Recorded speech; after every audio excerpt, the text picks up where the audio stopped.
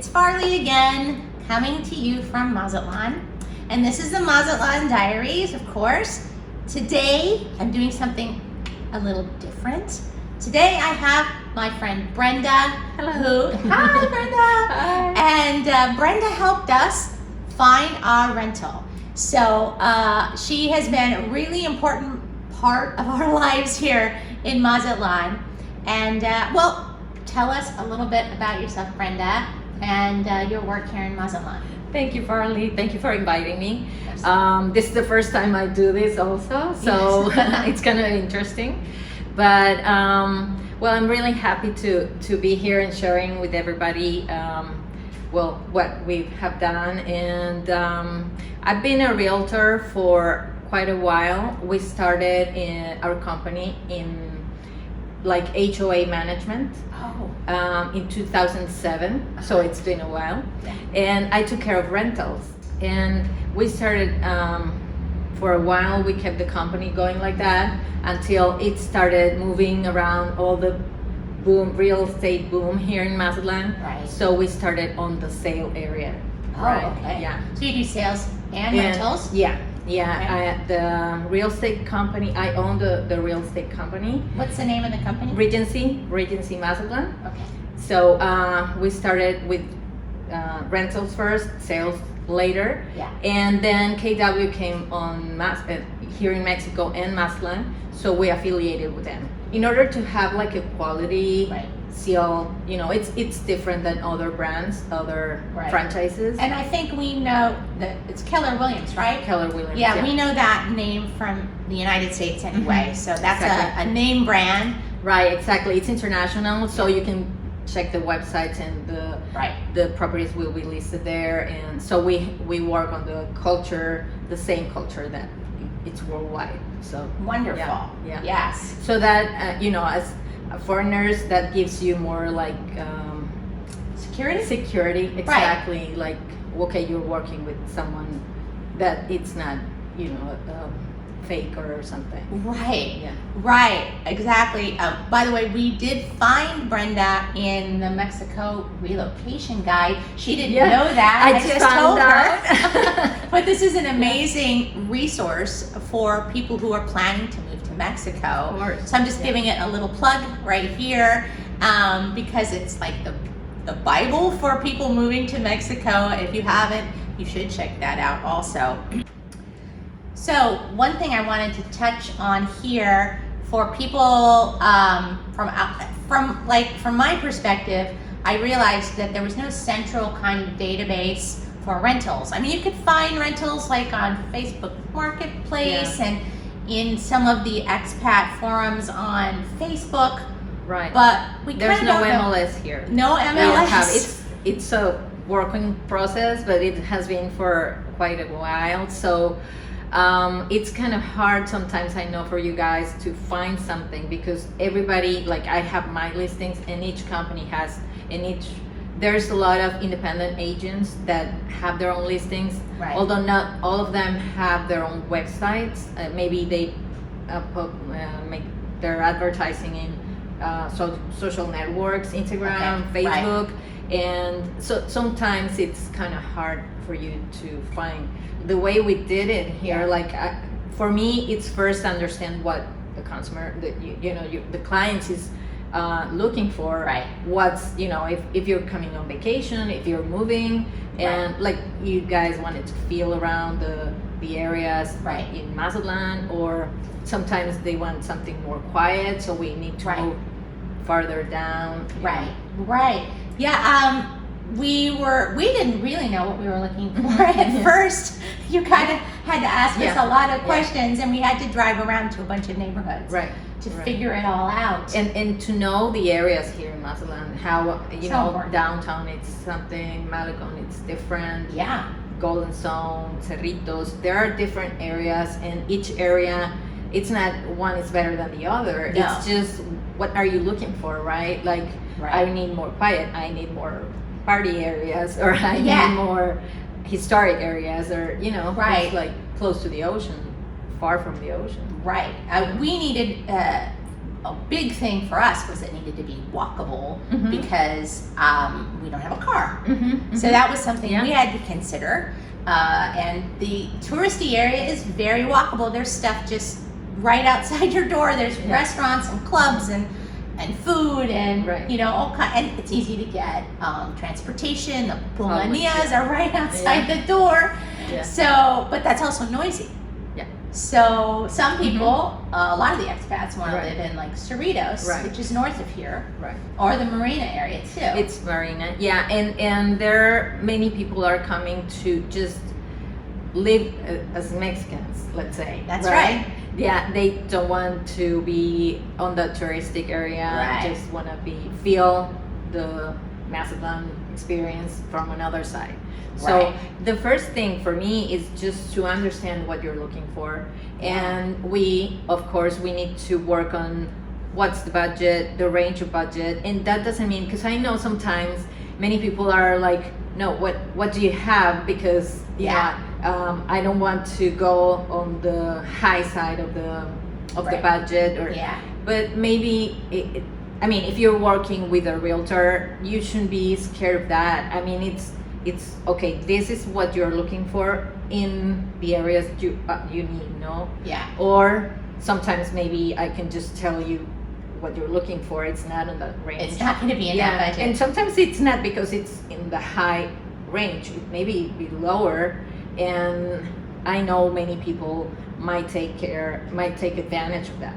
Right? Like, oh, okay, you have a 50,000 pesos, but this is half of it, but since you have that amount, I'm going to take it to the maximum amount. And that doesn't work like that. I mean, the properties are listed in some price, the areas are worth or not that amount of money. So that's because that's the thing to work with the real estate company. It's the difference that I felt a little safer working with a real estate company. A lot of people I've talked to insist that you just walk around the neighborhoods and you ask around if there are rentals. Because they're scared of that. I know they're scared of that because unfortunately many people have that they say they're agents. They're just not. There are some scam agents. If you've been looking around, you know, on some of those Facebook forums that there are. Now some of them are legitimate, but some of them are not. And it's a little scary for people who are coming here for the first time and you're like, I don't know who to trust. It's a little scary. I know, I understand that part. So but one thing regarding the prices, I did notice, and it's just almost so shockingly obvious, but if you just even move 2 to 3 blocks in from the beach, just the prices just plummet. Plummet. Like, if you're willing to walk 3, 4, 5 blocks to the beach, you can get an amazing deal. Amazing. And another thing that has happened here, of course, it's that once the market changed, the real estate boom, a lot of towers started to be built and so much developments, and you know, there's a lot. So the prices in rentals started going up since there was like everybody wanted to come.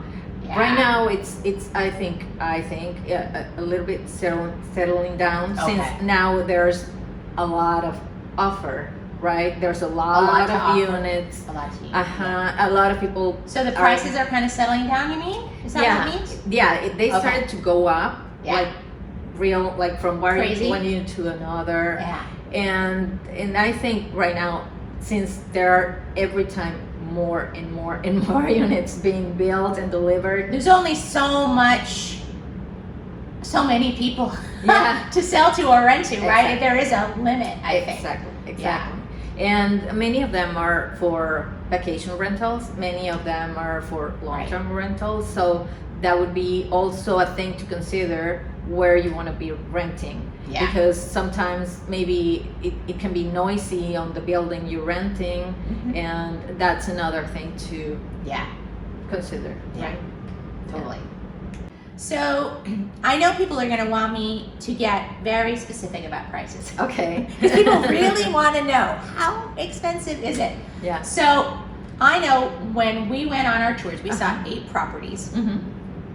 you showed us stuff. I know it was a lot.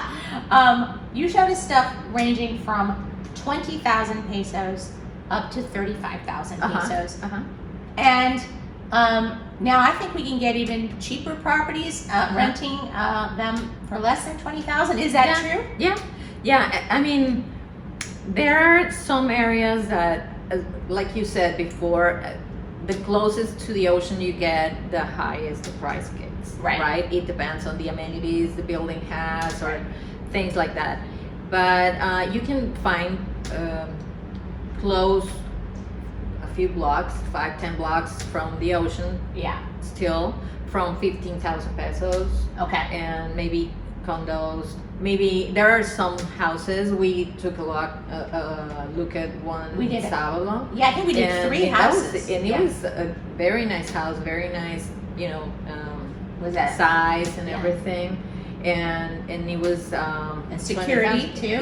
Security, pool and everything. So it's a gated community, and there are a few around close to the ocean. There are. And the prices are not that crazy. They aren't. Now, tell me if I'm right. If you go a little, we're in the hotel zone area. If you go north, if you're it's the marina, and then Savalo and Cerritos, which is the very end. It's like the new area in Mazatlan.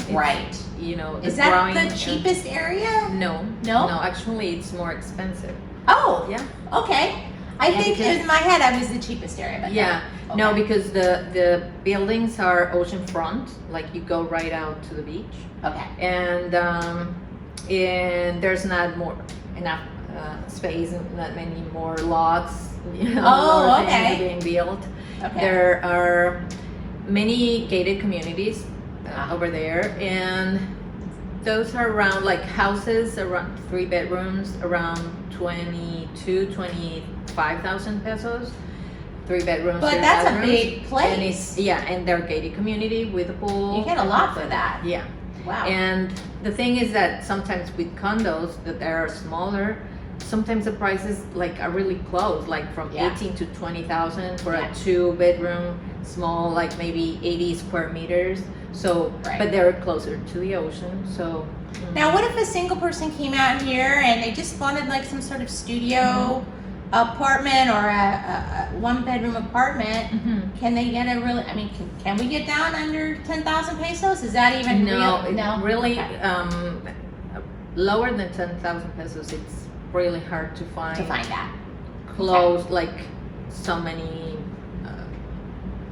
There's an area called Real del Valle, and there are 10 to 15,000 still. It's not that close. But in car, you're in 5 minutes away from the marina. So, well, I think it's important to bring this up because I think a lot of people have the impression that Mazatlan is so cheap. But it gets changed a bit. Like I said, in the last few years, rentals started going up because there was this boom. Everybody wanted to come. And the pandemic changed a lot of things. The pandemic. So many people started moving around, even local, like nationals, moving. Like if you're gonna be sitting in Mexico City in your apartment, well, why not rent something with an ocean view if you're gonna be working like in the work office or home office. I know not far from here, Puerto Vallarta has had a massive boom. And those prices, I think, are more expensive than Mazatlan. Puerto Vallarta. That's the thing. Like we have Los Cabos across, let's say, or Puerto Vallarta, La Paz, and those are more expensive than Mazatlan. That's the thing. It's a good comparison. We have thought about all kinds of different places that we wanted to move. So we headed to Mazatlan, partly because it was just a little bit cheaper for us, but not like that was in comparison to Puerto Vallarta, which was our number one choice at the time. So now, but there are tons of things being built on the Malecón, like huge high-rise condos, apartments. I don't know how long that takes to get built. Maybe within a year, we're going to see a 2 ton. or 3 years. And they're, like I said, they keep building and delivering units. And many of them are for rentals. Many people, nationals from Monterrey, Torreon, like they're buying here as an investment, Right. and they put it for rent. So Right. vacation or long term, depending. But there's a lot of offer right now. Right. So and Okay. yeah, and there are many things like offering. Like if you want to come, what would you like? Because Yeah. there's a lot of things like small condos, big condos. Right. I noticed that even before we came here, there's a huge contingent of people who come here for just 6 months a Mhm, year, mhm. right? Yeah. Tell them why it's only 6 months a year. Well, sometimes, there's different markets on that because Okay. a lot of people are running from the cold. The cold. Canada? Canada. Yeah. They come from December to April. Yeah. Usually they run when it's our spring break here, which is Holy Week. Yeah. It's like next year it's in March, so Right. they don't like it. It gets crazy here. You'll see. Ah! Yeah. And so a lot of people come for vacation Yeah. and that's a season like when the weather starts changing over there, so Yeah. they go back. Yeah. But then many of them also move or rent, let's say for 6 months, because you want to know if you're gonna be comfortable on the place you rented, right? Yeah, Because yeah. I might tell you, yeah, this is the perfect place for you, and after a month you say, no, this is not what I wanted, or Right. things happen, or even your neighbors, because even if I Okay. found everything okay that checked all the boxes that you were looking for, well, I'm not familiar with the people living around, Yeah, so that right. might be a thing that you won't be comfortable with. Right. Hopefully that's Well, what right. I mean, it's good to point out right now that a 6-month rental or 1-year Mhm. rental are good ideas, Mhm. but also never rent at a distance. Like, don't call Brenda and say, I want to find a rental before I get here. Don't do that. Don't do that, right? Oh, yeah. Because you never know. No. You may get here and go, wait, I had no idea that. Yeah, especially if you've never been here If you've before. never been I mean, if Don't do there's it. if there's a couple that's been coming for 6 years Yeah. every winter, and they said, now we want to move, and I know the areas. Right. Okay, that's perfect, Right. right? I know this condo, I know Palmilla, and I love that gated community. Okay, I'll find something for you. Yeah. But if you've never been here, it's harder. So It's harder. I really recommend like just rent like a temporary, maybe a month or maybe Airbnb. an Airbnb, Mhm. like a couple of weeks. Look around, feel the areas, and you might be comfortable in the area Yeah. you found an Airbnb, or you might want to move. Right. Like Well, on the opposite side. We liked the area we were in at the Airbnb, but we knew it wasn't quite right. Mhm. And so, but we did actually love it. It was Right. very tempting. We almost decided to stay Yeah, in yeah. that same building because Yeah. there were some really good Nice, options in yeah. that building. Yeah. But we're like, oh, yeah, we just didn't Might want to try quite. something else. Yeah, we wanted to see what it was like over this way. So, and it worked out, and we love this building too. So, and we didn't know about it. We hadn't had, Brenda, it wasn't part of your rental. No, this You had wasn't to- it wasn't my listing. Right. It was like I started looking for what you were looking. First Yes. thing I do is like in my listings, in my inventory, I have this that check the boxes, most of them, Yeah. and I showed them to you. Yeah. And then I looked outside my listing because the main thing is that you find what you're looking for, not what I wanted to rent, right? Right, So, right. No, and it was, I think we've mentioned before, we had to call a few people on a list of recommended realtors to find Brenda. Not everybody jumped on it and wanted to help us. We had some people say, oh, we don't have anything. We don't Right. have anything to rent you. And I was like, yeah. what? My first reaction was, you mean there's nothing There. to rent here? Like, I don't understand. Yeah. But yeah, it just turned out, we just needed the right person to help us. So we were very, very grateful. And we had a Thank dog you. that made things more complicated. Yeah, So- not everybody accepts Animals. pets Yeah. or the buildings. Maybe the owner, but not the building, or Yeah, things like that that. was a little tricky for yeah. us. Yeah, making sure everybody Yeah. was okay with the Yeah. dog, meeting the dog? Yeah. We Right. need a picture of the dog. Yeah, that kind of that's thing. important. Usually they ask for the picture, like see if it's big. No, and it doesn't matter. It can be a small dog, but not that well behaved or Right. It's really important. Yeah. So And usually, talking about pets, usually because many of the foreigner people coming, they usually have pets. Now it's a more thing. I have a lot of pets.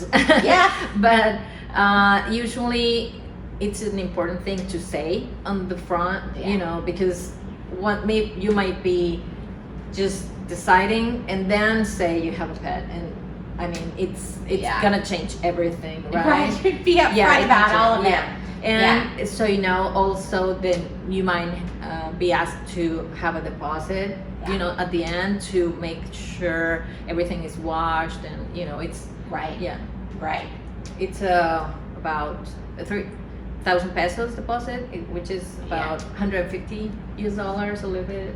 To make sure it's cleaned up. And at the end. Before you. Yeah. Oh, okay. Yeah. But at the end, gotcha. Mhm. Yeah, it's Yeah. Well. Thank you, Brenda. This was so much information. I hope everyone got it all. Yeah. But I really appreciate it. If you're in Mazatlan or coming to Mazatlan, this is the realtor to talk to. Thank you. Brenda, we'll so be awesome. so happy to help you, even with any questions you might have. I mean, Absolutely. if you need some other questions or with Advice. advice, exactly. Even just to move around, right? Like, where can I find this? Where can we do this? That's so true. She's given us so much information that was sort of outside the scope of a realtor, helping us find classes and a food tour and all kinds of different things to do here. And just sort of practical things. How do we do this? How do we do that? Right. Brenda was right back to us. And then you might want to be following Farley, because she's going to be going all around all those places. So, I'm hoping that you'll take us on, as some of these new properties are opened up, maybe we can go on some tours with you. That would be really cool to see the new things that are being built, because some of them are so beautiful and modern. It's kind of exciting. And we didn't even talk about El Centro very much, but El Centro is another wonderful place that a lot of people immigrate and settle in too, and that's stunning. It's different. It feels very different from this part of town. All the areas are totally different. They're totally different characters. That's a good thing. Like once you come, maybe go around and I usually try to, if you've never been here, try to move you around, like to see the different areas. Like this is walk around. Go to the restaurants, that kind of thing. Sure. Talk and to if you people. have any questions, you can just put them down in the comments, and we'll try to help you. Absolutely. Thank you so much, thank you, Brenda. Farley. This was fantastic. I know you Thanks a helped lot. people out today. Thank you. Hey, wasn't Brenda awesome? She's really, really nice. And she has helped us immensely since we arrived. I can't say enough good things about her. She's really terrific. We didn't touch buying properties here. So, that's a whole nother thing. And maybe we'll do that on another day. And I'd also like, I mentioned to her, have her take us around for a tour of some of the new properties that are being built, just down the street from me on the Malecon. There's so many properties being built there. Holy moly. So, anyway, I hope this helped you. This is the Mazatlan Diaries, and I hope you like and subscribe this one. I think this was a good one. Anyway, I'll see you soon. Bye.